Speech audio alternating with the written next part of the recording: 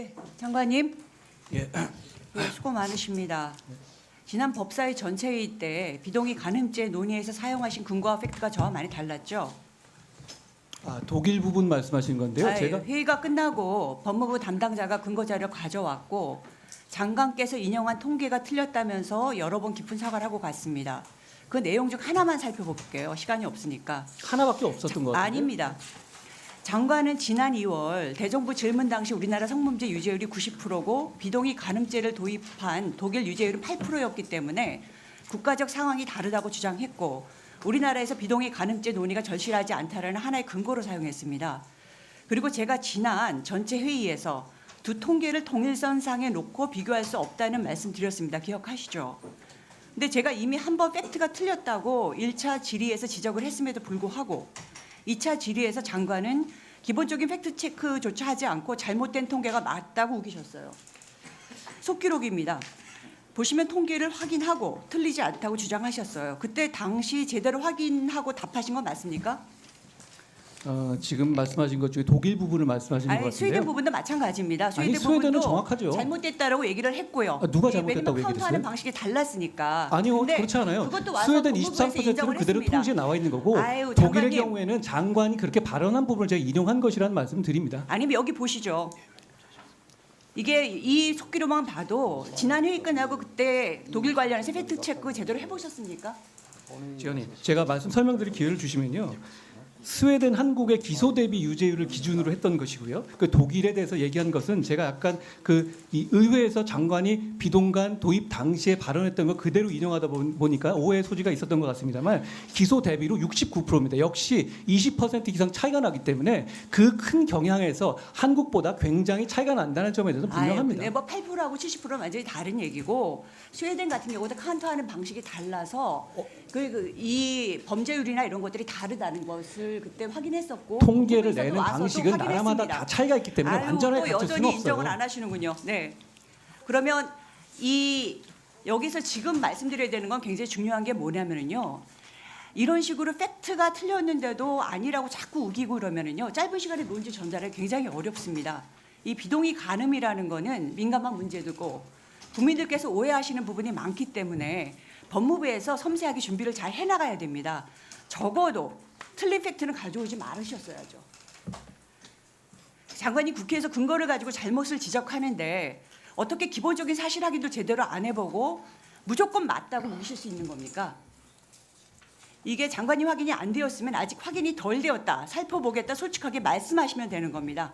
지금이라도 국민들께 사과하시고 바로잡을 생각이 있으신 거죠? 아니요, 제가 말씀드렸지 않습니까? 이게 수치를 얘기할 때 각각의 국가마다 내는 통계 기준이 다 다르고 완전히 같지가 않아요. 다르죠. 당연히 다른데. 예, 다른데 거기에 대해서 90%는 완전히 잘못된 위원님, 그거는 현실을 저는 오독할 수밖에 없는 겁니다. 장관- 알았습니다. 네네.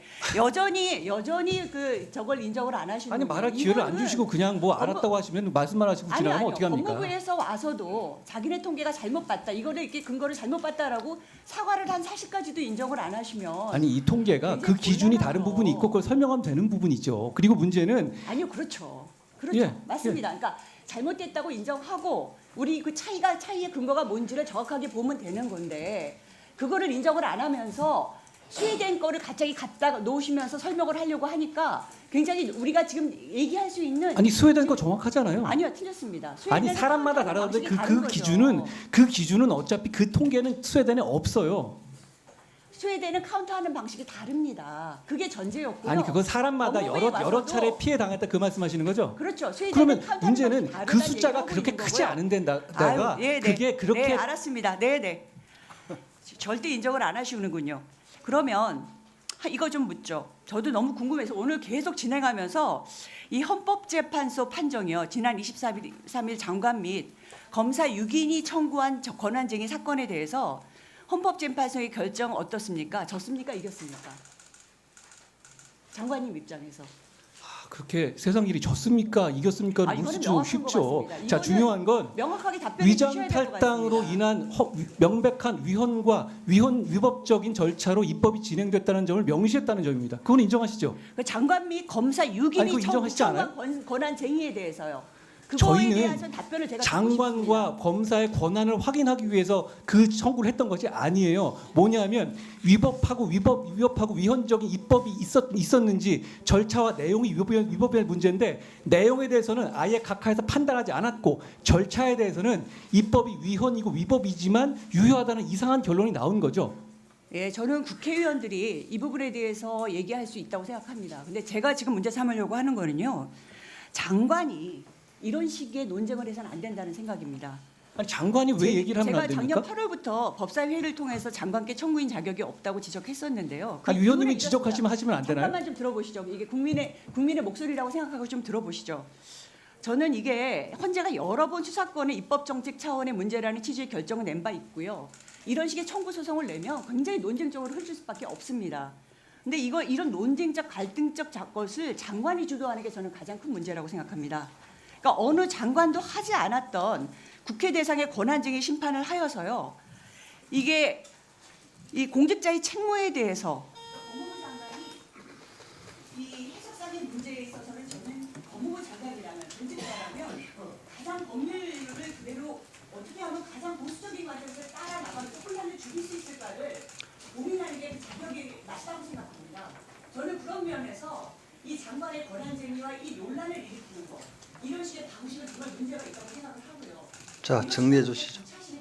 네, 정리. 위장 탈당과 위장 탈당 같은 그런 위법적인 입법이 이루어지고 그것이 다른 것도 아니고 국민의 모든 국민에 영향을 미치는 형사 사법 시스템에 관한 것일 때 법무부 장관이 이런 소송 제기하지 않으면 전 직무유기라고 생각합니다. 자,